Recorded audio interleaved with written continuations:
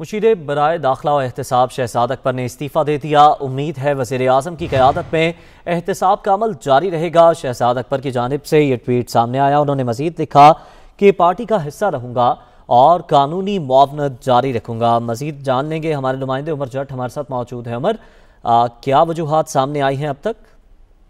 جی، یہ تقریباً 3-3.5 سال بعد حکومتی ٹیم کے ایک اور کھلاڑی ہیں جو آج اپنی جو فرائض ہیں جن کو دیے گئے تھے، عہدہ دیا گیا تھا، اس سے مستعفی ہو گئے ہیں۔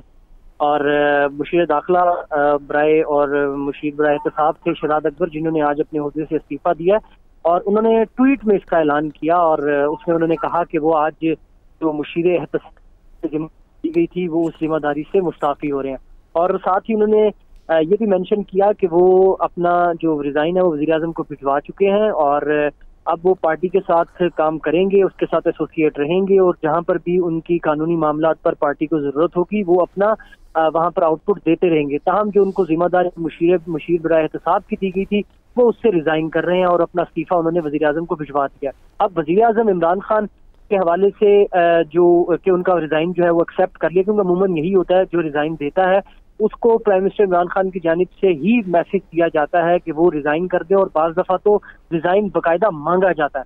اور اس سچویشن میں وزیر اعظم عمران خان اب ان کا ریزائن جو ہے وہ ایکسیپٹ کرتے ہیں، جو کہ جس طرح کے ٹویٹس اب ان کے جو کولیگز تھے دیگر فیڈرل منسٹرز ان کی جانب سے سامنے آ رہے ہیں، تو اس سے لگتا یہی ہے کہ ان کا جو ریزائن ہے وہ ایکسیپٹ ہوگا، کیونکہ آج فواد چودھری جو ہے انہوں نے بھی ایک ٹویٹ کیا اور انہوں نے کہا کہ آپ جو ایک نئی ذمہ داری ہے وہ شہزاد اکبر کو دی جا رہی ہے۔ شہباز گل جو وزیر اعظم کے ترجمان ہیں انہوں نے بھی یہ ایک میڈیا سے بات کرتے ہوئے بتایا کہ ان کی جو نئی ذمہ داری ہے ان کو ملنے لگی ہے۔ ٹھیک ہے، ایک اور اہم کھلاڑی ہیں جو کہ مستعفی ہو گئے ہیں۔ عمر جٹ، اپڈیٹ کرنے کے لیے بہت شکریہ۔